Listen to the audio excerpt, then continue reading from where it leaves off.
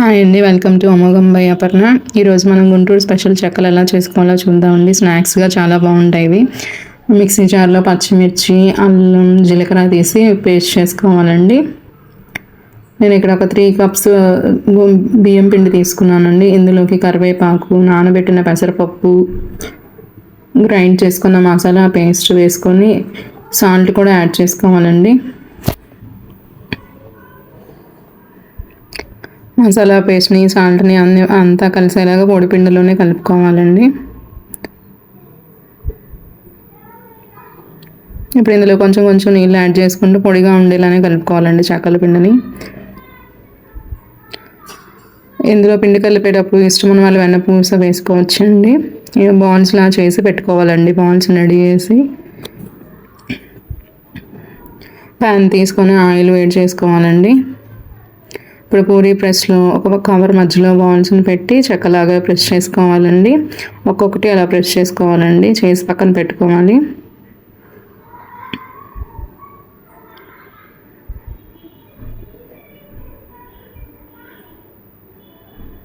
ఇప్పుడు పక్కన పెట్టిన చెక్కల్ని ఆయిల్ వేయడంగానే ఒక్కొక్కటిగా వేసుకుంటూ బాండీలో వేయించుకోవాలండి.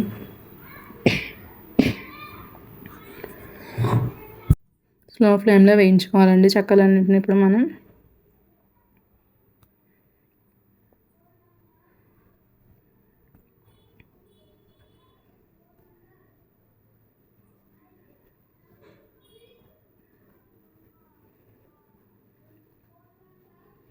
చెక్కలన్నీ గోల్డెన్ బ్రౌన్ కలర్ వచ్చేదాకా వేయించుకోవాలండి స్లో ఫ్లేమ్లో కలుపుతూ.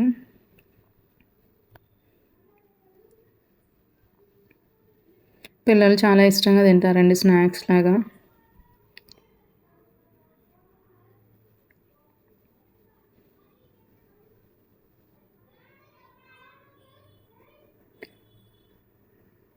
చెక్కలు గోల్డెన్ బ్రౌన్ కలర్ రాగానే తీసి పక్కన పెట్టుకోవాలండి. చెక్కలు రెడీ అండి. Thank you for watching us.